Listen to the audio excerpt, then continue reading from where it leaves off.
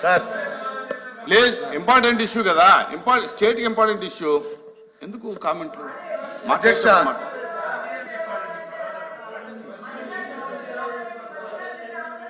ఏమండి? హలో అధ్యక్ష,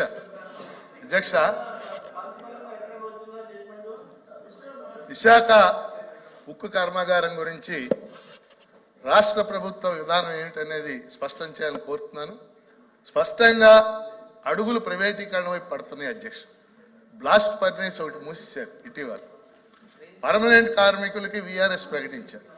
అందుకే మీ ద్వారా ప్రభుత్వాన్ని కోరేది ఏంటంటే శాసనసభలోను శాసన మండలిలోను ప్రైవేటీకరణ చేయొద్దు అని కేంద్రాన్ని కోరతా గానీ డిమాండ్ చేస్తా గానీ ఒక ఏకగ్రీవ తీర్మానాన్ని చేసి కేంద్రానికి పంపాలని మీ ద్వారా ప్రభుత్వాన్ని కోరుతున్నాను.